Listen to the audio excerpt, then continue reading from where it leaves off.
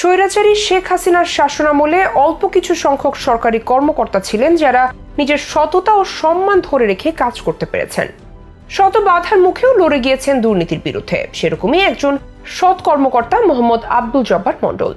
ভোক্তা অধিকার ও সংরক্ষণের এই সহকারী পরিচালক দীর্ঘদিন ধরেই মানুষের আস্থার জায়গায় আছেন। নতুন সরকারের এই সময়টাতে আব্দুল জব্বার মণ্ডল আগের থেকেও আরো বেশি সাহসী ও কার্যকরীভাবে তার অভিযান পরিচালনা করতে পারবেন বলে বিশ্বাস সাধারণ মানুষের। দুর্নীতিবাজ ব্যবসায়ীদের আতঙ্ক এই আব্দুল জব্বার মণ্ডলের আদ্যপান্ত নিয়ে সাজানো হয়েছে আমাদের আজকের ভিডিওটি। অন্তর্বর্তীকালীন সরকার গঠন হওয়ার পর আব্দুল জব্বার মণ্ডলের কর্মচঞ্চলতা বেড়ে গিয়েছে বহুগুণে। এখন প্রতিনিয়ত চালাচ্ছেন ভেজাল বিরোধী অভিযান, দ্রব্যমূল্য নিয়ন্ত্রণেও কাজ করে যাচ্ছেন। অসৎ এবং সুবিধাভোগী মানুষের ভিড়ে কিছু কিছু মানুষ আমাদের হৃদয়ে সবসময় স্থান করে নেয়। আর তিনি যদি হন সরকারি কর্মকর্তা, তাহলে যেন তার প্রতি আমাদের সম্মান বেড়ে যায় বহুগুণে। তাকে দেখেই আমরা অন্ধকার সময়ে পাই আলোর খোঁজ। এরকমই একজন সরকারি কর্মকর্তা মোহাম্মদ আব্দুল জব্বার মণ্ডল। পেঁয়াজের গুদাম থেকে শুরু করে খাবারের হোটেল, মিষ্টির দোকান কিংবা ওষুধের ফার্মেসি, যেখানেই আছে অবৈধ মজুতকরণ, ভেজাল খাদ্য এবং দামে গরমিল, সেখানেই হাজির হয়ে যান মোহাম্মদ আব্দুল জব্বার মণ্ডল। টিভি চ্যানেল, পত্রপত্রিকায় আমরা প্রায় প্রতিদিনই দেখি ভোক্তা অধিকার সংরক্ষণের এই সহকারী পরিচালককে। সামাজিক যোগাযোগ মাধ্যমেও তিনি বেশ ভাইরাল। অসাধু ব্যবসায়ীদের জম হিসেবে খ্যাত এই আব্দুল জব্বার প্রচন্ড ধর্মভীরু একজন মানুষ। অভিযান পরিচালনার পাশাপাশি ব্যবসায়ীদের সৎভাবে ব্যবসা করার পরামর্শ দেন তিনি। আব্দুল জব্বার বলেন, সৎ ব্যবসায়ীদের হাস্যর হবে শহীদদের সাথে, অথচ এই ব্যক্তির সম্পর্কে আমরা খুব বেশি কিছু জানি না। অবৈধ মজুতদার এবং অসাধু ব্যবসায়ীরা আজকাল ভয় থাকেন কখন তাদের দোকান কিংবা গুদামে হানা দেন ভোক্তা অধিকারের সহকারী পরিচালক মোহাম্মদ আব্দুল জব্বার মণ্ডল। অনলাইনে অসংখ্য ভিডিও আছে, সেখানে তাকে দক্ষতার সাথে অভিযান পরিচালনা করতে দেখা গিয়েছে। নিজের সততা ও সাহসিকতার কারণে ক্রমশই তিনি সাধারণ মানুষের আস্থার জায়গাটি দখল করে নিয়েছেন। খুলনা জেলায় 1977 সালে জন্মগ্রহণ করেন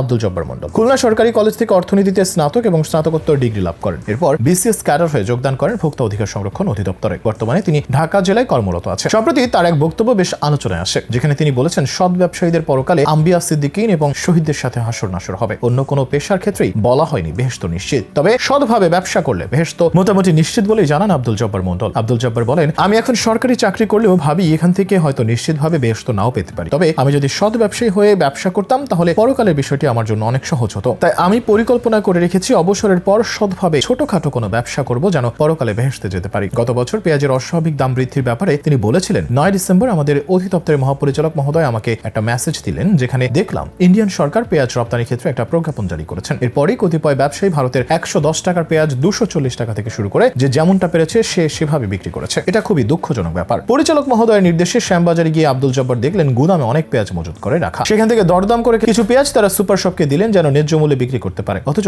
সেই সুপার শপগুলো বিক্রি করলো 220 টাকা কেজি মূল্যে, যার ফলে আব্দুল জব্বারদের সেই চেষ্টা বেঁচতে গেল। এর আগে আলু ও ডাব নিয়েও ব্যাপক কাণ্ড ঘটেছিল। এমনকি স্যালাইনের দাম নিয়েও কারসাজি হয়েছিল। ডেঙ্গুর সময় 87 টাকা দামের এক প্যাকেট স্যালাইন বিক্রি হয়েছে 300 টাকায়। সেই সাথে ডিম, ব্রয়লার মুরগির দাম নিয়েও ব্যাপক আলোচনা হয়েছিল। সেগুলো খুবই খারাপ লাগার বিষয়। এদিকে আওয়ামী লীগ সরকার পতনের পর সাধারণ জনগণ আশা করছে আব্দুল জব্বার মণ্ডল এখন থেকে আরো স্বাধীনভাবে তার কার্যক্রম পরিচালনা করতে পারবে। অসাধু ব্যবসায়ীদের সিন্ডিকেট ভাঙতে আব্দুল জব্বার মণ্ডল হয়ে উঠতে পারেন সরকারের বিশ্বস্ত হাতিয়ার।